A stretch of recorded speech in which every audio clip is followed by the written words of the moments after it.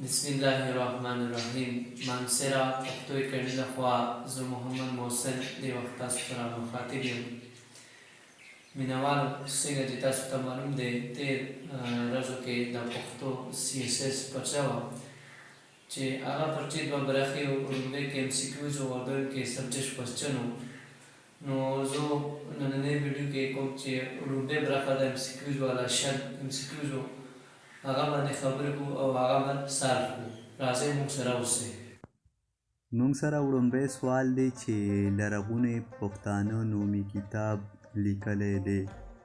اپشن A کې دا محمد هوتک B کې دا شیخ ملی C کې دا محمد هاشم او D کې دا شیخ کټه متزی نو موږ سره دا څلورم نمبر چې کوم D جواب دی شیخ کټه متزی دا سم جواب دی نیکسٹ سوال دی چې د پښتنو ملي اتل ګجو خان بابا مزار په کوم ځای کې شتون لري اپشن A نوخار اپشن B سوابی اپشن C بونیر اپشن D الاډنډ نو موږ سره کریکټ انسر اپشن B دی سوابی مخکې موږ سره سوال دی چې سیرات التوحید په کوم کال کې لیکلی شوی دی اپشن A 978 B 987 C 912 D 913 نو په دې کې دا A اپشن والا 978 والا جواب سم دی مخکې موږ سره سوال دی چې کیسه جمجمه چا لیکلې ده اپشن A منشي احمد جان B مولوی احمد C شیخ احمد D ګل احمد نو دې کې موږ سره اپشن B مولوی احمد درست جواب دی بل سوال دی چې نقش نگین په پښتو کې چا ترجمه کړی دی اپشن A میاں یوسف کاکا خیل B میاں عنوان الدین کاکا خیل C شیخ یوسف کاکا خیل D میاں حسیب ګل کاکا خیل نو دلته D انسر ټیک دی میاں حسیب ګل کاکا خیل بل سوال دی چې خوشحال خان خټک د څو کالو په عمر کې شاعري پیل کړې وه اپشن A 18 کالو B 22 کالو C 20 کالو D 30 کالو نو دلته C اپشن صحیح دی 20 کالو بل سوال دی دلته چې د آدم خان پلار نوم څه و اپشن A اطلس خان B حسن خان C احسن خان D میرداد خان نو دلته B اپشن صحیح دی حسن خان بل سوال دی چې د سرو غاښ د چا افسانو مجموعه ده دلته لږ کمپوزینګ کې غلطي راغلې ده دلته لیکلي دي د سرو خان دا د سرو خان نه دی دا د سرو غاښ د چا افسانو مجموعه ده اپشن A کلندر مومند B اجمل خټک C مهدی شاه D مفلس دورانی نو دا D نمبر والا ټیک دی مفلس دورانی بل سوال دی موږ سره چې بانځی د چا ناول دی دا ول نه دی دا ناول دی اپشن A دی کلندر مومند B دی غازی سیال C دی صاحبزاده محمد ادریس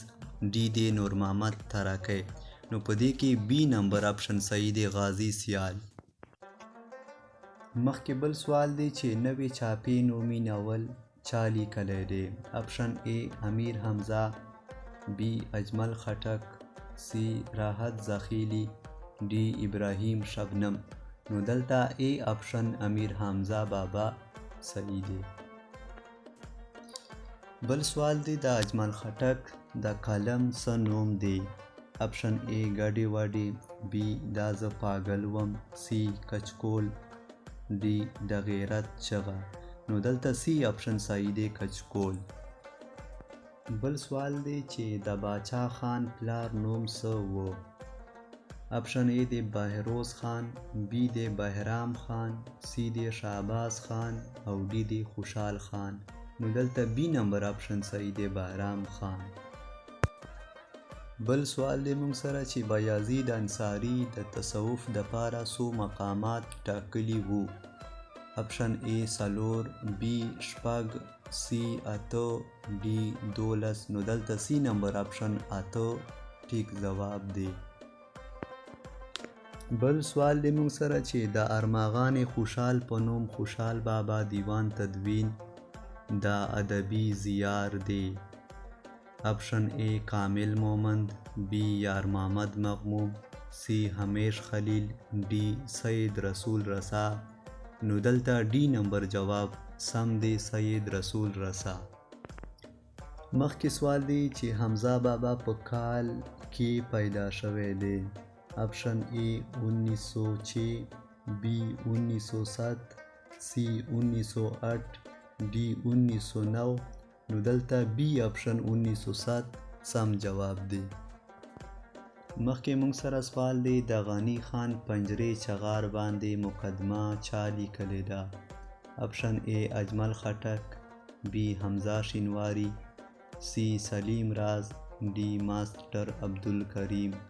نو دلته ڈی نمبر ماسٹر عبدالکریم سم جواب دی. بل سوال دی چې عبدالحمید بابا شاه و گدا کیسه په کال کې لیکلې ده. آپشن اے 1175 ہجری، بی 1153،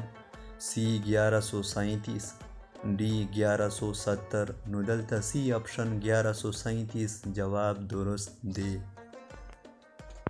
مخکې سوال دی موږ سره چې دور او مرجان د چا شعري مجموعه ده.